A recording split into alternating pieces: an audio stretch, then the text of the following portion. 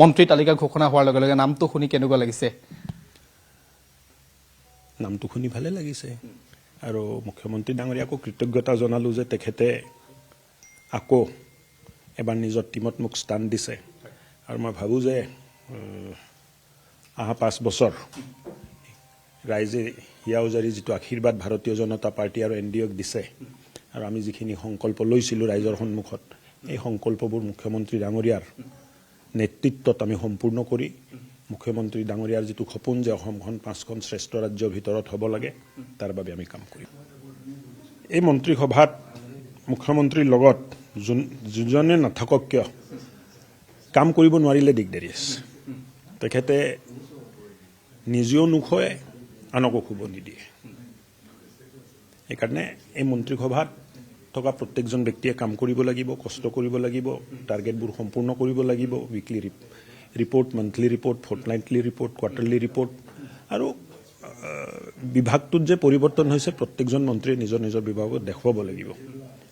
আৰু তাৰ কাৰণটো হ'ল যে মুখ্যমন্ত্ৰী ডাঙৰীয়াই যেতিয়া কয় যে অসমৰ ভাৰতৰ 5খন শ্ৰেষ্ঠ ৰাজ্যৰ ভিতৰত অসম থাকিব লাগিব, তাত অসমৰ প্ৰত্যেকটো বিভাগ 5টা শ্ৰেষ্ঠ বিভাগৰ ভিতৰত হ'ব লাগিব, ৰাজ্যৰ বিভাগবোৰৰ ভিতৰত। তেতিয়াই অসমখন 5খন শ্ৰেষ্ঠ ৰাজ্যৰ বিভাগত যাব।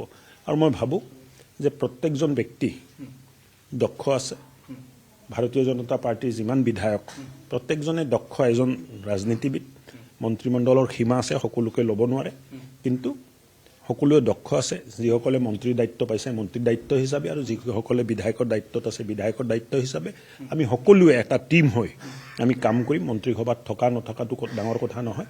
ভাৰতীয় জনতা পাৰ্টিৰ 82জন বিধায়ক জিকি আহিছে, ঐতিহাসিক এটা জয়, আৰু NDAৰ 102জন জিকি আহিছে। ইয়াৰ পিছত আৰু ৰাইজক বিচাৰিবলৈ আমাৰ একো নাথাকে। আমি এতিয়া ৰাইজে বিচৰা ধৰণে কাম কৰি বিনম্ৰতাৰে এই দায়িত্বটো স্বীকাৰ কৰি কষ্টৰে আমি কাম কৰি যাম। প্ৰত্যেকটো অঞ্চল, প্ৰত্যেকটো ভৌগোলিক সীমাৰ ভিতৰত জাতি জনগোষ্ঠীক প্ৰতিনিধিত্ব দি এটা ভাল বাৰ্তা মুখ্যমন্ত্ৰী ডাঙৰীয়াই প্ৰেৰণ কৰিছে যে সকলোকে লগত লৈ হিয়া উজাৰি ভোট দিয়াসকলৰ মংগলে অসমৰ স্বাৰ্থত অসমীৰ মান সন্মান বঢ়াবলৈ আমি কাম কৰি যাম। সুৰক্ষিত অসম, বিকশিত অসম, আত্মনিৰ্ভৰশীল অসম, এইটোৱে হ'ল মুখ্যমন্ত্ৰী ডাঙৰীয়াৰ সপোন আৰু এই সপোনটো বাস্তৱ কৰাৰ কাৰণে আমিও কাম কৰিম।